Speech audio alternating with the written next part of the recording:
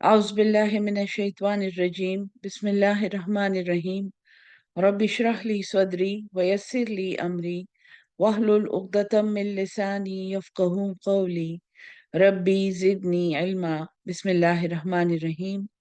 अस्सलामु अलैकुम। Welcome to session 61 of Dora Quran 2024। सूरह निसा में आज आगे बढ़ेंगे। बहुत अहम मज़ामीन है ये, क्योंकि शरीयत की एक पूरी बुनियाद से मुतारिफ होने के बाद जो अल बकरा और आले इमरान का हिस्सा है कि अल्लाह ताला ने कौन कौन सी शरीयतें भेजी हैं, और बनी इसराइल और नसारा से मुतारिफ होने के बाद अल्लाह ताला एक मुसलमान मुआशरे की, एक इस्लामी मुआशरे की असास समझा रहा है, और जिसमें सबसे अहम हिस्सा एक मुआशरे का उनकी औरतों के साथ क्या बर्ताव है। और औरतों के साथ साथ चूंकि एक बहुत अहम सब्जेक्ट माल है तो आज के सबक की पहली 3 आयत तो स्पेसिफिकली इन्फाक फी सबीलिल्लाह को डेडिकेटेड हैं, और इससे पहले इन्फाक की तरगीब दी गई है। अल बकरा में और आले इमरान में ये समझाया गया है कि इन्फाक फी सबीलिल्लाह करना है। आज का सबक आप ये समझें, यानी निसा में, क्योंकि कुरान की एक आदत है कि मज़ामीन को तरक्की के साथ समझाता है कुरान। और आज जो इन्फाक फी सबीलिल्लाह की बात होगी कि अल्लाह की राह में माल खर्च करने का मफहूम क्या है, और वो कौन सा माल है जो अल्लाह की राह में कबूल होता है। गो के नियतों को जांचना हमारा काम नहीं है, लेकिन अल्लाह ताला ने अपने कलाम में ये बात बहुत अच्छी तरह समझाई है कि देखो, मैं नियतों का जानने वाला हूँ, मैं तुम्हारे दिलों के भेद जानता हूँ। इसलिए जब तुम मेरी राह में कुछ खर्च खर्च करने का दावा करो, तो उसका इखलास और उसका बेलौस होना बहुत जरूरी है। सबक शुरू करते हैं इंशाल्लाह।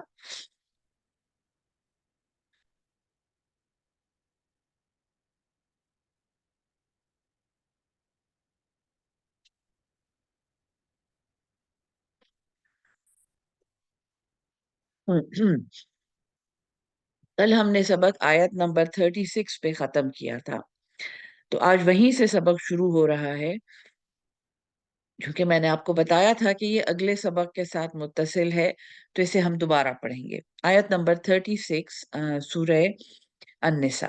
बिस्मिल्लाहिर्रहमानिर्रहीम। वाबुदुल्लाह, और अल्लाह के बंदे बनो, अल्लाह के गुलाम बनो। वला तुशरिकू बिही, और ना तुम शिर्क करो, ना तुम शरीक करो उसके साथ शैअन, कुछ भी। और जैसा मैंने पहले भी आपको बताया है, कुरान की आदत है कि शिर्क के अहकामात के साथ हमेशा वालदैन के साथ एहसान करने का हुक्म होता है।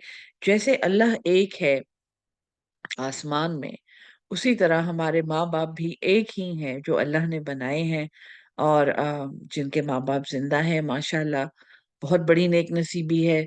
जिनके रुखसत हो गए हैं, हमेशा उनके लिए दुआ करते हैं।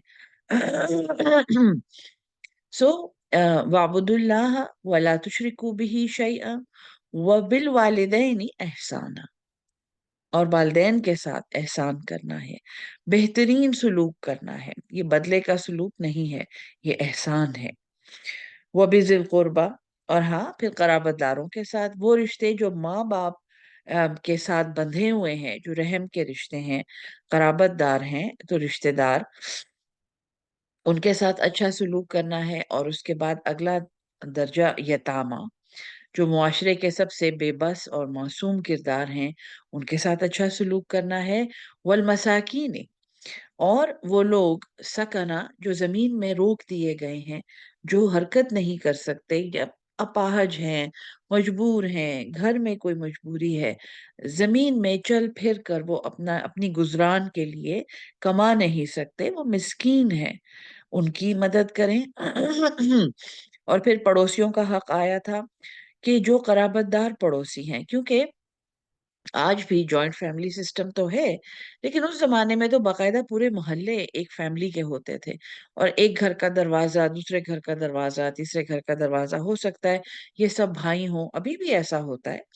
حویلیاں ہوتی ہیں، فلیٹس ہوتے ہیں، اپارٹمنٹس ہوتے ہیں جس میں پوری ایک فیملی رہ رہی ہوتی ہے۔ سو وہ پڑوسی ان کے صرف پڑوسی نہیں ہوتے، ان کے نیبرز نہیں ہوتے، وہ ان کے رشتہ دار ہوتے ہیں۔ تو وہ جاری ذی القربہ، وہ پڑوسی جو تمہارے قرابت دار بھی ہیں۔ سو دو حقوق ہیں ان کے، جیسے میں نے آپ کو بتایا تھا کہ حدیث کی روح سے 7 گھر ایک طرف اور 7 گھر دوسری طرف یہ پڑوسی ہوتے ہیں، اور ان کے حقوق ہوتے ہیں۔ اور حدیث سے ہمیں معلوم ہے، صحابہ کا قول ہے کہ حضور صلی اللہ علیہ وسلم نے اتنی دفعہ یہ کہا، پڑوسی کا لفظ کہا، اور اتنی اس کی ہمیں ان کے حقوق بتائے کہ ہم تو یہ سمجھنے لگے کہ اگر ایک دفعہ اور کہا یہ، تو پھر ان کے تو وراثت میں بھی حقوق آ جائیں گے، یعنی یہ ایسے ہو جائیں، ہمارے وارث بن جائیں گے یہ پڑوسی۔ سو بہت زیادہ حق ہے پڑوسی کا۔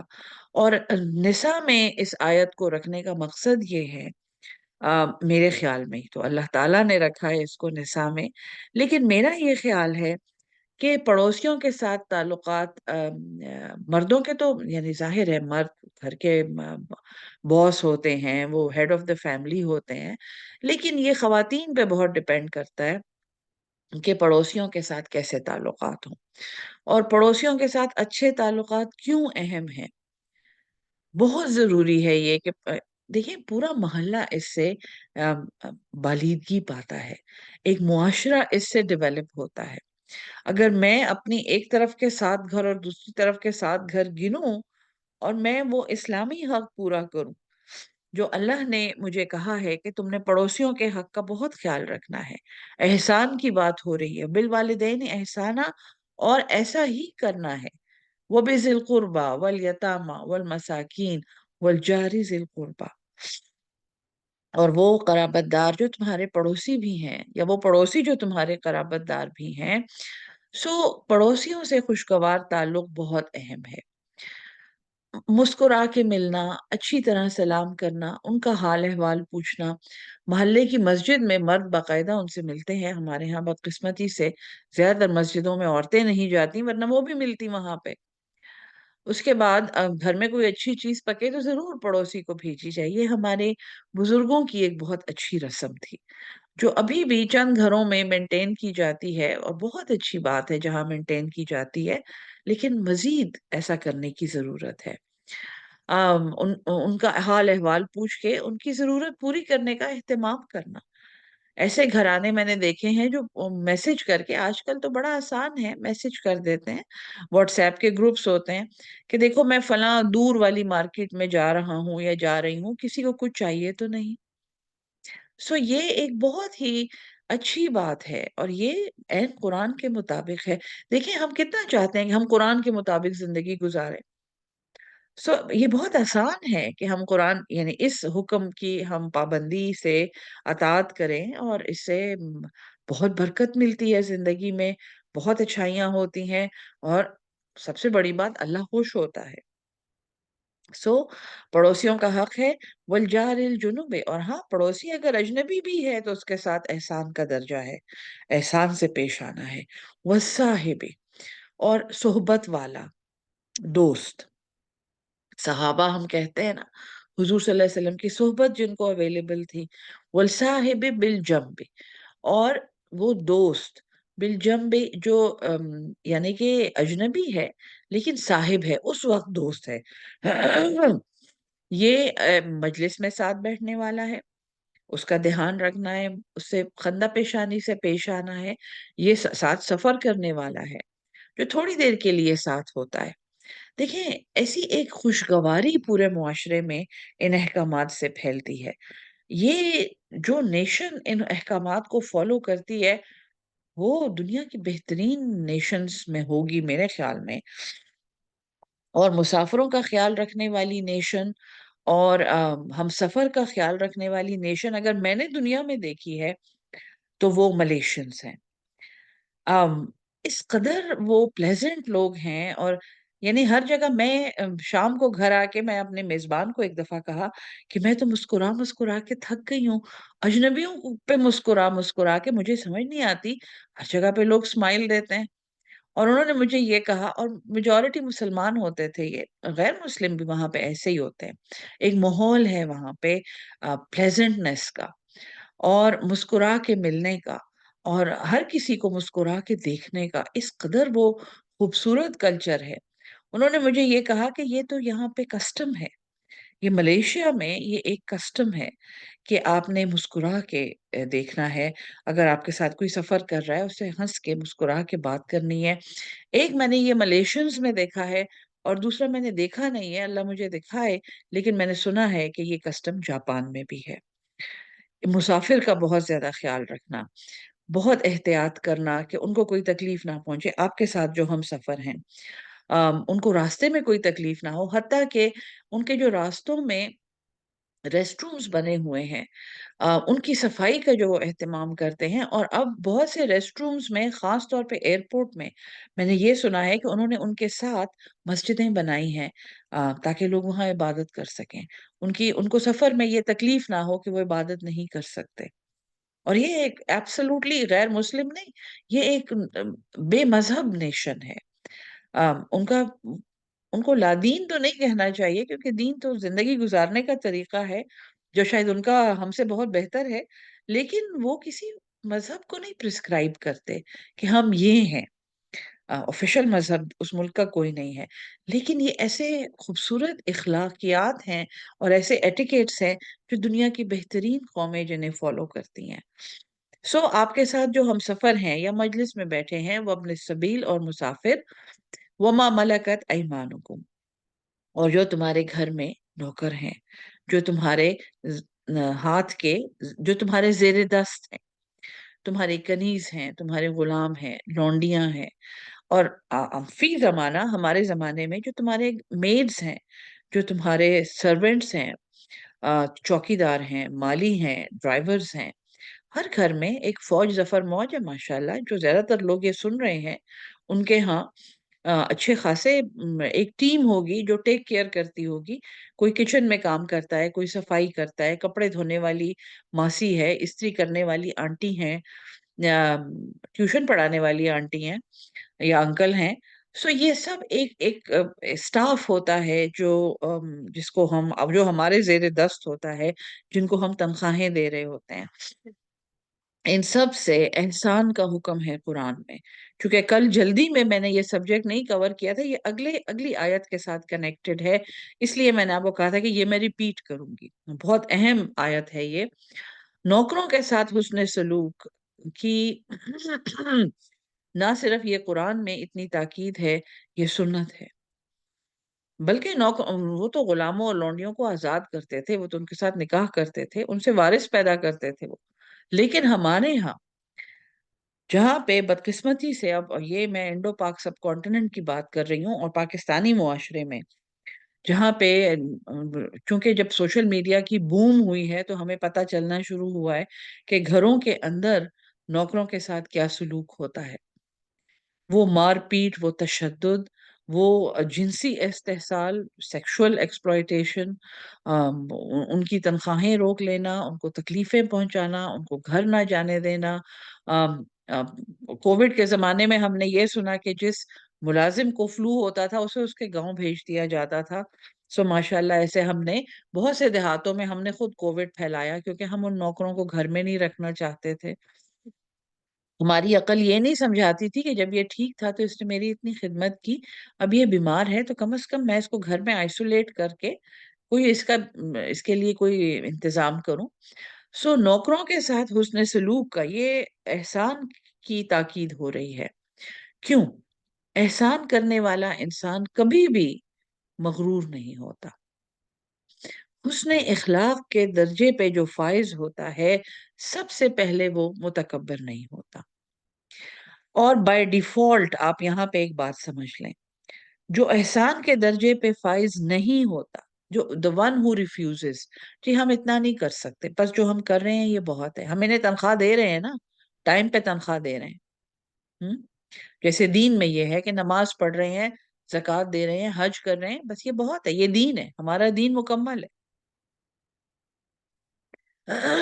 جیسے جیسے ہم قرآن میں آگے بڑھے ہیں، تقوی کی تعریف بدلی ہے، احسان کی تعریف بدلی ہے، حسن اخلاق یہ ایک آپشن نہیں ہے، یہ اللہ کی ڈیمانڈ ہے مومن سے۔ تم نے حسن اخلاق کے درجے پہ فائز ہونا ہے۔ کیوں؟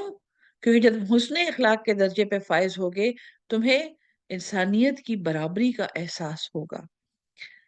کیوں؟ ان اللہ، بے شک اللہ، لا یحب، وہ دوست نہیں رکھتا، من کانا، جو ہے مختالن، اترانے والا، فخورا، فخر کرنے والا، میں بہت اسپیشل ہوں، میں انہیں تنخواہ دے رہا ہوں، یہ میرے زیر دست ہے، یہ اگر ان کو ہم تنخواہ نہ دیں تو یہ تو بھوکوں مر جائیں۔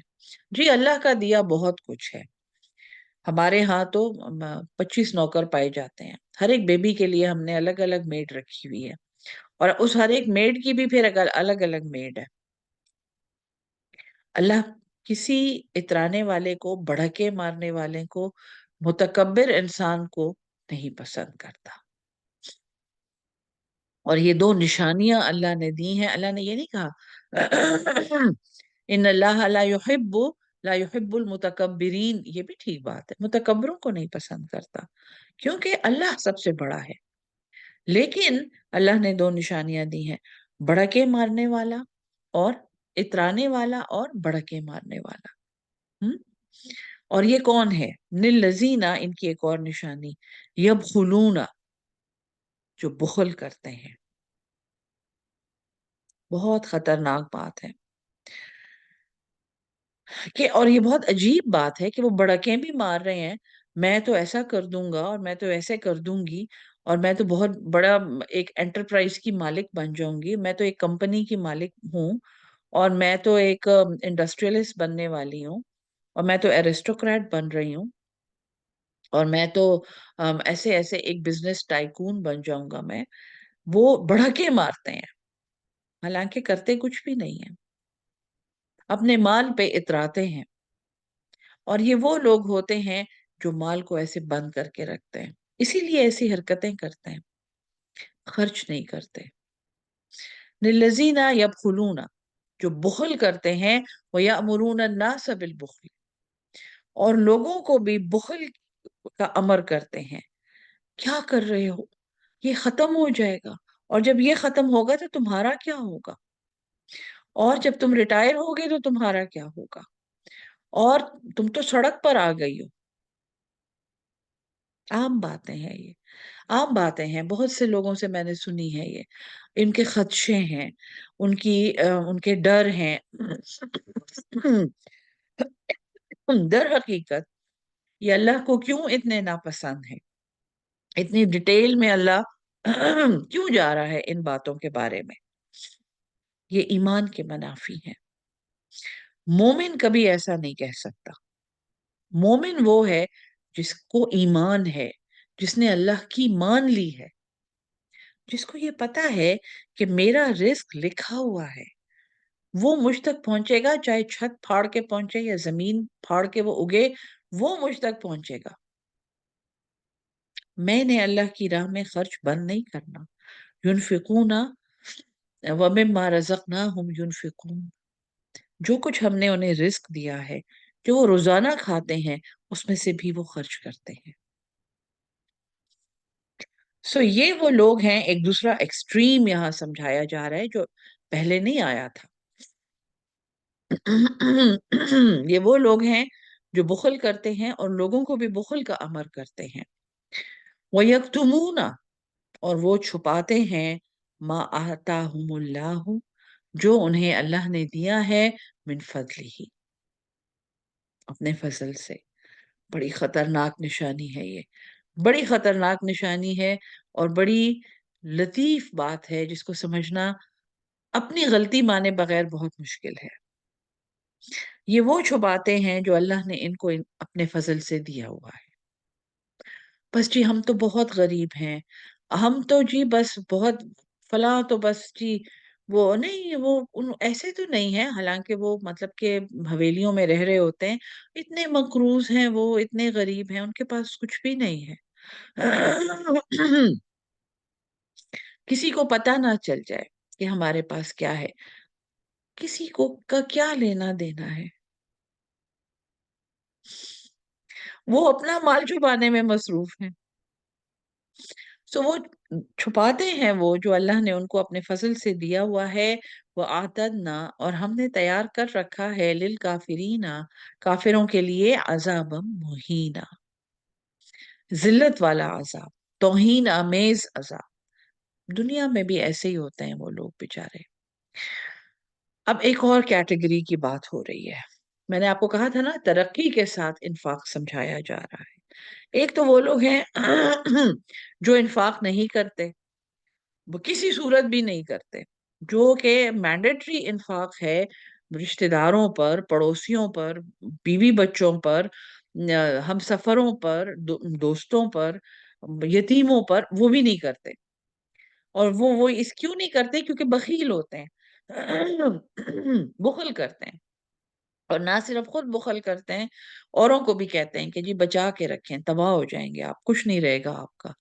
اور وہ اتنے وہ، یعنی کہ ان کو بہت برا کہا جا رہا ہے کہ تمہارے لیے ایک توہین آمیز عذاب ہے، تم کسی عزت کے قابل نہیں ہو. جو اللہ نے تمہیں اپنے فضل سے دیا ہے تم وہ بھی چھپاتے ہو. والذین، اب یہ دوسرا گروپ ہے، ينفقون اموالہم، جو خرچ کرتے ہیں اپنے مال، رعاء الناس، ریاکاری کرتے ہوئے.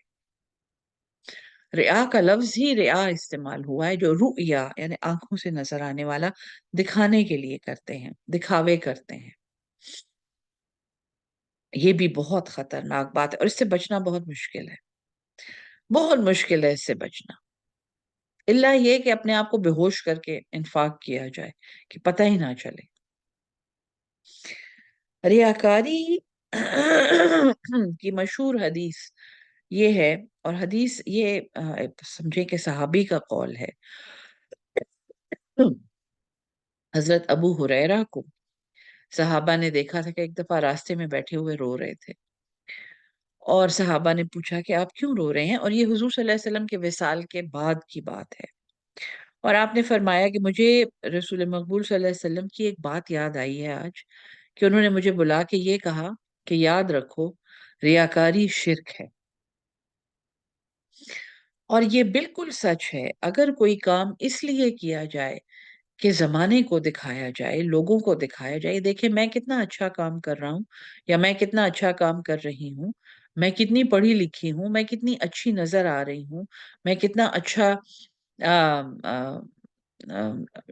ایک پروجیکٹ کر رہا ہوں، لوگ تعریف کریں. وہ آخرت میں ضائع ہے. اگر عمل لوگوں کو دکھانے کے لیے کیا جائے گا، لوگوں کو امپریس کرنے کے لیے، تو وَلَا يُؤْمِنُونَ، اور ان کا کوئی ایمان نہیں ہے، وہ ایمان نہیں لاتے، باللہ، اللہ پر، ولا بالیوم الآخر، اور نہ ہی آخرت کے دن پر.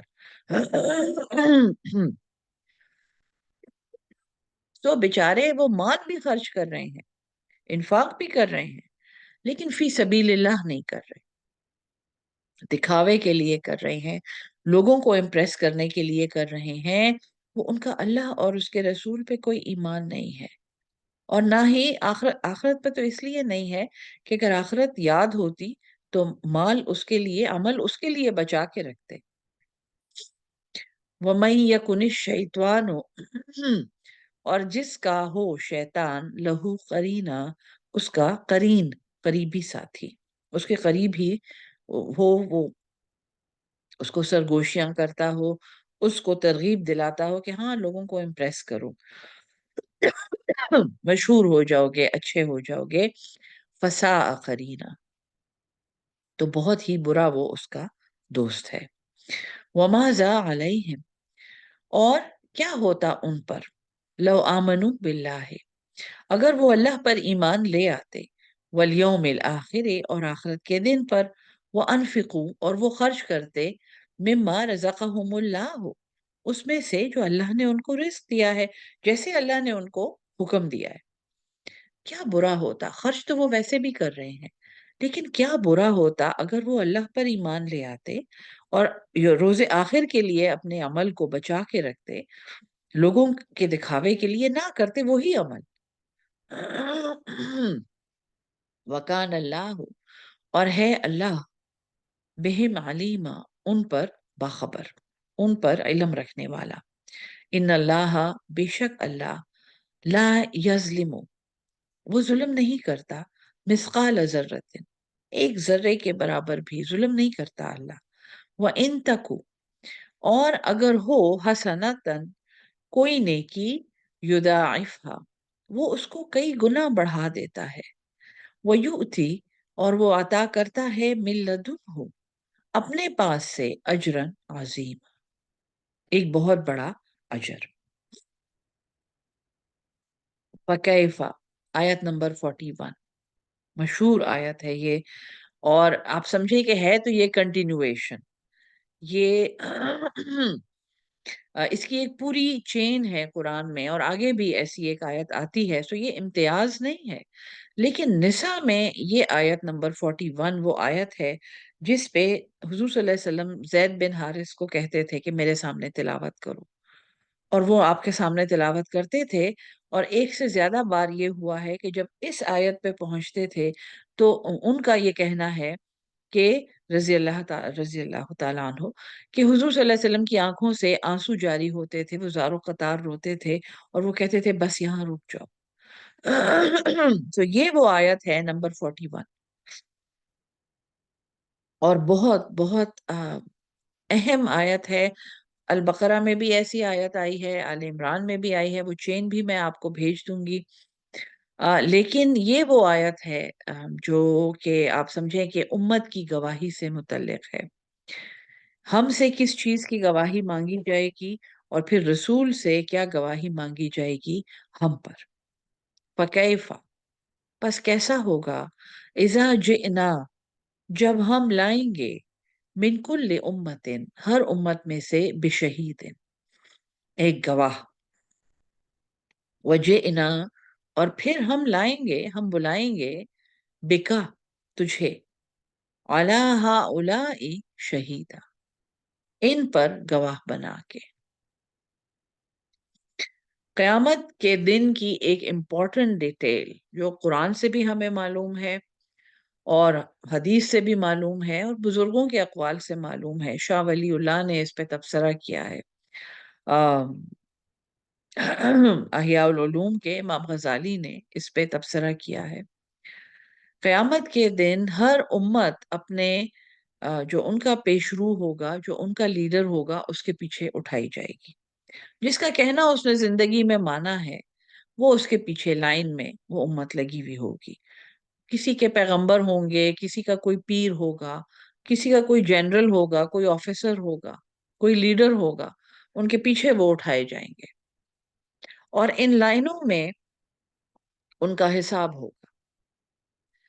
اور جب کسی، یعنی کہ بعد کے زمانے، ہمارے بعد بھی شاید وہ زمانے ہوں گے جب ان سے پوچھا جائے گا کہ تم نے ایسا کیوں کیا، تم نے یہ گناہ کیوں کیا۔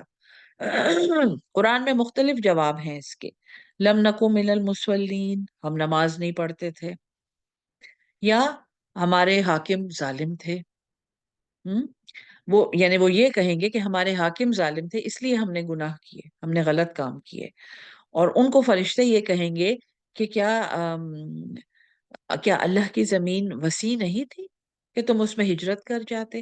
یعنی وہاں پہ ہر ایکسکیوز کا جواب دیا جائے گا، اور ہر ایک ندامت انسان کو اپنے عمل کی وہ دکھائی جائے گی۔ تم نماز نہیں پڑھتے تھے، اچھا جی یہ گڑھا ہے، اس میں کود جاؤ۔ اچھا تو تم سچ نہیں بولتے تھے، سچ نہیں بول سکتے تھے، لیڈر ظالم تھے، اچھا بس ٹھیک ہے، بس اس وقت تو زمین بہت بڑی تھی، تمہیں ہجرت کر جانی چاہیے تھی، لیکن اب تو کچھ بھی نہیں ہے، اب تو یہ گڑھا ہے، اس میں کود جاؤ۔ یعنی ہر انسان کو سمجھا کے گڑھے میں ڈالا جائے گا کہ دیکھو ایسا ایسا تم کر سکتے تھے اور تم نے نہیں کیا۔ سو وہاں پہ کسی سے یہ پوچھا جائے گا، اور شاید بہت سو سے پوچھا جائے کہ کیا تمہیں حق کا پیغام نہیں پہنچا تھا، اور وہ یہ کہیں گے کہ نہیں، ہمیں نہیں پتا، ہم نے کبھی نہیں سنا، ہم نے یہ قرآن کبھی نہیں سنا، ہمارے پاس کوئی پیغمبر نہیں آیا، ہم نے کبھی یہ نہیں سنا کہ اللہ ایک ہے۔ اور اس وقت امت مسلمہ سے سوال ہوگا کہ کیا تم نے یہ پیغام نہیں پہنچایا تھا؟ ہم وہاں پہ لائنوں میں لگے ہوئے ہوں گے، ہم جس کے بھی ہم اقتدا کرتے ہیں، ہم جس کے مقتدی ہیں، ہم ان کے پیچھے لائن میں ہوں گے، ہم سے پوچھا جائے گا تم نے یہ پیغام نہیں پہنچایا تھا، یہ امانت تمہیں دی گئی تھی، تم نے نہیں پہنچائی تھی۔ اور ہم میں سے بھی ایسے ہوں گے، اور اللہ ہمیں ان میں سے نہ کرے کبھی بھی، جو یہ کہیں گے کہ نہیں، ہم نے بھی کبھی نہیں سنا۔ ہم میں سے ایسے بہت ہوں گے، اس دن ہم جواب دیں گے ہم نے نہیں سنا، ہمیں نہیں پتا، ہم نے کلمہ پڑھا ہے، ہمیں پتا ہے لا الہ الا اللہ محمد الرسول اللہ، منہ سے ہم نے بولا ہے، ہم مسلمان ہوئے ہیں، ہم مسلمان گھرانوں میں پیدا ہوئے ہیں، لیکن ہمیں نہیں پتا۔ اور پھر حضور صلی اللہ علیہ وسلم سے پوچھا جائے گا کہ کیا تم نے میرا پیغام نہیں پہنچایا تھا؟ اور اپنی امت کے لیے جواب دینا، یعنی حضور صلی اللہ علیہ وسلم جو اتنا روتے تھے، وہ ہم جیسے مسلمانوں کے لیے جن کو انہوں نے کبھی نہیں دیکھا تھا، اور جن کے بارے میں ان کو پتا تھا کہ یہ میرے بعد آئیں گے، ہم؟ جن کے لیے وہ یہ گواہی دیں گے، اور یہ بھی قرآن میں موجود ہے کہ یا ربی ان قوم اتخذوا هذا القرآن مہجورا، اے میرے رب، میری اس قوم نے یہ قرآن اکیلا چھوڑ دیا، انہوں نے قرآن کو بھلا دیا۔ کیا ہم اور آپ یہ افورڈ کر سکتے ہیں کہ ہمارے بارے میں ہمارا رسول یہ کہے؟ آج اگر ہم سارا دن صرف اس سوال پہ بھی غور کریں تو یہ کام ہے۔ یہ وہ شہادت ہے، یہ وہ گواہی ہے جو ہمارے پیارے رسول صلی اللہ علیہ وسلم پر اس قدر بھاری تھی کہ آپ یہاں پہ تلاوت روک دیتے تھے، آپ کہتے تھے بس، اور آپ روتے تھے یہ سوچ کے کہ اس امت کا کیا ہوگا۔ آپ معراج میں دیکھ کر آئے تھے کہ امت کا کیا حشر ہوا ہے، اینڈ آف ٹائمز میں امت نے کیا کیا ہے۔ اس امت پر گواہی دینے کے لیے اللہ کہتا ہے کہ اے محمد صلی اللہ علیہ وسلم، ہم آپ کو بلائیں گے اور آپ ان پر گواہ بنیں گے، اور آپ یہ کہیں گے جیسا آپ نے خطبہ حجت الوداع میں کہا تھا کہ اے اللہ انگلی، اے اللہ گواہ رہنا کہ میں نے تیرا پیغام پہنچا دیا ہے۔ اور وہاں پہ 1000 سے زیادہ صحابہ نے یہ گواہی دی تھی کہ جی ہاں، آپ نے سب پیغام پہنچا دیا ہے۔ یوم اذن، اس دن، یود الذین، چاہیں گے وہ لوگ، کفروا، جنہوں نے انکار کیا، وعصوا الرسول، اور رسول کی نافرمانی کی۔ ایک تو یہ مومن، یہ مسلمان ہیں، یہ کافر نہیں ہے، یہ مسلمانوں کی بات ہو رہی ہے، یہ انکاری ہیں، اللہ کے پیغام سے، قرآن سے انکاری لوگ ہیں۔ اس دن وہ لوگ جنہوں نے انکار کیا اور رسول کی نافرمانی کی، مسلمان ہو گئے تھے لیکن رسول کی نافرمانی کی، لو تسوا، کاش کے سوا برابر کر دی جائے، بہم الارض، ان پر زمین، جیسے کہ سورہ یاسین میں ہے کہ ہائے ہماری خوابگاہوں سے ہمیں کس نے جگا دیا۔ وہ قبر، وہ سیاہ گڑھا جسے ہمیں اتنا ڈر لگتا ہے اس دنیا میں، اس دن وہ ہمیں ایک خوبصورت بیڈ روم نظر آئے گا، یعنی وہ ایسی افراتفری ہوگی اور ایسی دہشت ہوگی کہ قبر اور لحد ہمیں خوبصورت بیڈ رومز نظر آئیں گے، اور ہم کہیں گے کہ یا اللہ ہم دوبارہ ان میں گھس جائیں، ہم واپس چلے جائیں۔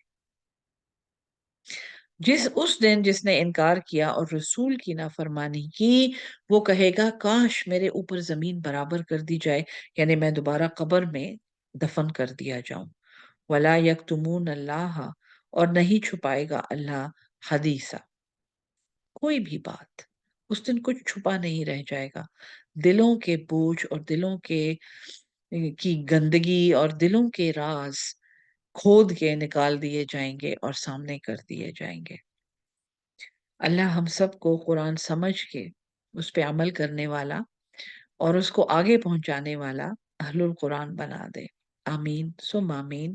10 منٹ کے بعد اگلا سیشن ہوگا انشاءاللہ۔ السلام علیکم ورحمۃ اللہ وبرکاتہ۔